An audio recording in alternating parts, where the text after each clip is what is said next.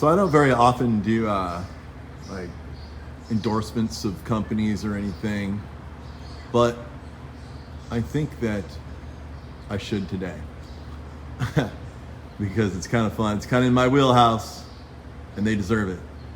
And those are fangs. That is not a joint in the alligator's mouth right there, just so you know. I am currently at the Quality Inn South Miami, and I can't tell you how impressed I am with this hotel. This is an old hotel from the 50s or whenever, but it looks like they kind of renovated it, you know, and it's like it's a simple, typical hotel that you see, you know, with the rooms all lined up. And, looks to be pretty hurricane proof because like that wall right there, that is all concrete. This whole structure is concrete. It's really, I love concrete. It just doesn't blow away. Did you guys ever hear the story about the, was it 3 pigs? Yeah. So then if you know that story, then I won't repeat it here, but it's kind of like why I like concrete. It's better than brick. And there's lots of brick here too. But anyway, as you can see, there's some pretty fantastic art on the wall. It's totally quiche, but you know what? I think they've gone, like Florida is completely quiche. And it's like, at some point, quiche is like, sort of, when quiche is unintentional, it's bad. But when it's intentional, it can be really fun. And so this is really fun. I mean, look at this place, the attention to detail. Did you notice the bird on his shoulder? Wearing the sunglasses? Okay. So they had a really good sense of humor here. They put their Dieffenbach in the corner. They've got the surfboards lined up right here on the wall. Of course, all this is paint, my friends. Some artist had so much fun with this place. You're gonna have surfboards. What goes naturally with surfboards? Obviously, a shark. Look at the beautiful shark. And there's not just one shark. There's 2. Kind of hard to draw a shark in the corner. You get the idea. And look, in the corner, look how creative they were. They knew they could have like a 3-dimensional effect with the palm fronds. This artist is really pretty fantastic. We've got the, you know, the parrots looking at each other there. So you could just go hog wild and do this in your backyard if you have like an old, like thrashed house and you want it to be really fun, but you don't want to spend much money. Just get the paint out. Hire this artist. Look, so here we are. Florida is obviously an aquatic place. We've got all of the sea life. I've never seen such fun paintings. It's so vibrant and cool. Usually I would be like, that is so cheesy, but it's like really, really cool cheesiness. It's so cheesy and it's so high quality that it ends up being just fantastic, right? And so when you're out there swimming in the pool like I did my 25 laps today, and it's cold at home. It's, I'm down here. I'm gonna go see the Tropical Botanical Gardens at Fairchild. I'll give you a tour of that. That'll probably compose like 50 different videos. There'll be so much content there. But yeah, this is a great place to stay if you want to go see the Fairchild. It's only like maybe 15 minutes from here. And this place is only, get this, only $120 a night. Yeah, you heard it here first from Gary. Scary Harry Gary. This is the place to be in South Florida. You got yourself a nice rhapis palm to sort of blend in. It's really hard to tell like what's real and what's not. So, and look at this interface here. I'm not sure the name of this plant, but it's really pretty. Some really nice terracotta pots out here. I mean, this is really, really well done. Here's the snack room. I don't really partake in that kind of stuff, but there is an ice dispenser right there, which could come in handy if you want to get your margaritas going. Let's take a tour of the beautiful pool deck. So this obviously is a really old hotel that they renovated. Looks like it's semi-recent. So the first thing you notice is all of the beautiful, bright Adirondacks. Those are all plastic, so those things should last virtually forever. I think it's a really good idea. And there's all kinds of fun things to see back here. Obviously in Florida, you want to show off the palm trees, and I just love swimming and sitting in this pool. In fact, I took a red eye here because I didn't want to spend the night on a hotel because I'm kind of cheap. I don't know if you noticed that, but I did a bunch of laps, hung out, and then I sat right here, and on those steps. And I kid you not, I fell asleep like several times where my body, like, I wake up and my body would do that little jerk, you know, when you're starting to fall asleep. I was dreaming, like half dreams as a trip. And I'd open my eyes, and then I would just stare. At those beautiful palms. There's a little more breeze yesterday, so they were shimmering a bit more, and it was so hypnotic and so relaxing. And the water has got to be, I don't know, 84 degrees in the air and the water. Okay, so moving right along. Here are the close-up of these really nice plastic chairs. They're really fun. You see all the colors. Those are just complete Miami style colors. Look at that. Isn't that fun? I love it. And look how nice and neat everything is. You've got your towels all laid out for you. They even painted the old telephone. Look how old this telephone thing is. This is bizarre. There's really a telephone. I wonder if this is original, or if they like bought that because they thought it would be, add to the theme. But it works right. And if you're going to have a life preserver, the bright orange goes right with the Florida theme. Looks fantastic here. And look at this. This is a Coco Thrynax Argentea. This is such a beautiful palm. And let's talk about this thing a little bit. Why not? They call it Argentea because of that beautiful silver color on the backside. Isn't that really beautiful?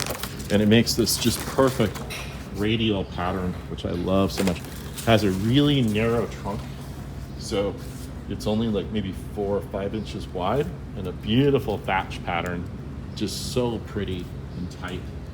And looky. This will actually grow in Southern California. I'm gonna take some seed out of here, maybe grow this thing in San Diego. But I just absolutely love this plant. I always have. And so I remember I was really desperate for seed. Look, there's a seedling. They don't want that here. I'm probably gonna just take a seedling home. Look at that. Undoubtedly, that has to be Cocothranax Argentea. I'm sure of it. So I'll get that. They don't want that there. I'm going to be doing their work for them. But look, here's there's a Florida palm that's native around here that's like a bush palm. And what's fun is the average person would just paint it green. But this person knew enough to paint the backside silver. The green top. There's a green top, and which is kind of indicated here, and the backside is silver. So they've got the proper coloration. So they really knew what they were doing. I'm really impressed with this artwork. Okay, and moving along. What else? Now here's a fun little view. Look at this. I love this artist. I wish I could meet this person. And you've got your chairs, right? And then look at that. There's more off in the distance. Isn't that fun? I absolutely love it. And moving along, and you can see they redid the pool. They have some really nice quartz right here. And this is an old pool, but look at the tile. Beautiful tile. Beautiful blue, bright blue. And yeah, I really like how they did the pool. It's upraised a little bit. And over here, there's a fantastic plant that we can grow at home. This, my friends, is Arenga angleri. I grow this plant. We don't have very many, but we do have some. I always try to have as many as I can. And it's a multi-trunking plant. It's called the sugar plum. It's from Southeast Asia. And even though it's very tropical looking with this beautiful, beautiful archy foliage, and again, it also is exotic because it has silver on the backside and green on the top. Even though it's so tropical looking, it is cold hardy to about 20 degrees, believe it or not. There's a guy out in Tucson, super cool guy who wants me to come out and bring these to him. I only have about 7 or 8 of them, but they're variable. This one has a really nice sort of diminutive, very perfect shape to it. And then there's this one over here that's similar, same thing, but it's just variable. It's much bigger. It has the same silver backside. Okay, see that? Silver. Green on top, and also with the serrated edge right there, which gives it that exotic look, multi-trunking, and but it is it's just a completely different looking than this one here. It's a really good example of the two. I might make a video just on this. And so then we have the Dipsis, the golden cane palm, the Dipsis lutescens. Lutescens because it's like lit, like a lutes, you know, whatever. You get the idea. Look at that. You know the thing. Isn't that beautiful? I'm right down the road from Trump's house. He gave his big speech last night. I should have gone up there and, you know, been part of that party. It would have been kind of interesting. Anyway, here's a beautiful Furnus plasticus right here. This is plastic. It just hangs off here, but it, you know, whatever. If you don't mind being a little quiche, then that's okay. It'll work. But I'm really impressed with this. Look at this tile. These are panels that they made. And they're, well, here's your cigarette butts down there. You shouldn't put your cigarette butts there, people, if you come visit here. Keep it clean, keep it clean. But look at this beautiful tile that's just integrated with all the coloration of everything here, including the furniture. It just has all these just bright yellows and oranges and blues, super uplifting colors, aquas for the aquatic place that we are, the ocean, and moving right along. What else do we have? I haven't really been back here yet to scout this, but we have a, let's see, what is the name? Come on, Gary.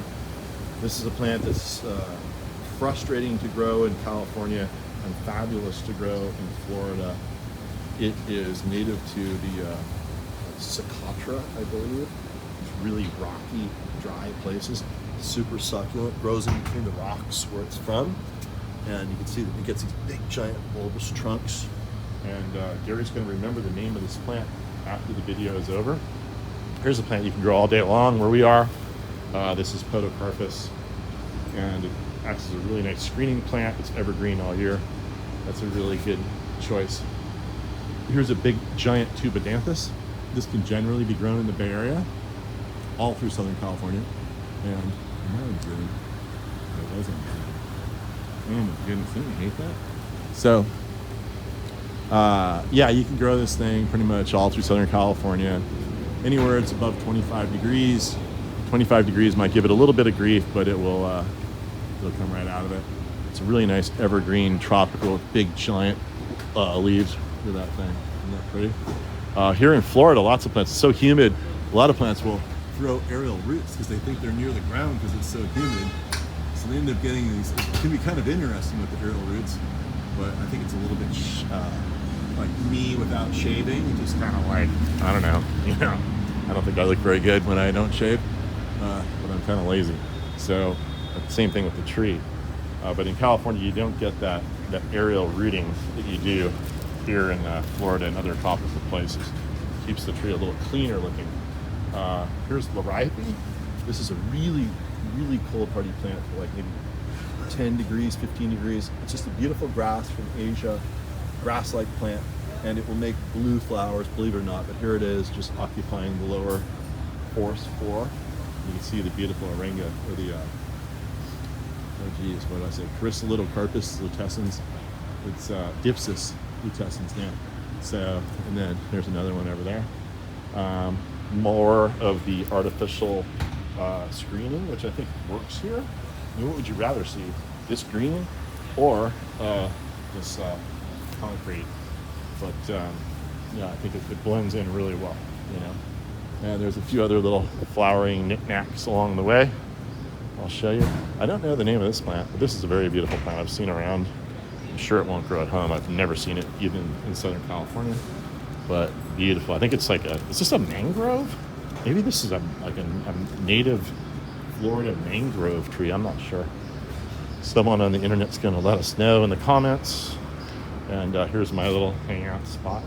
Now here's an interesting pot that I saw. This is terracotta. See, it's your typical terracotta pot.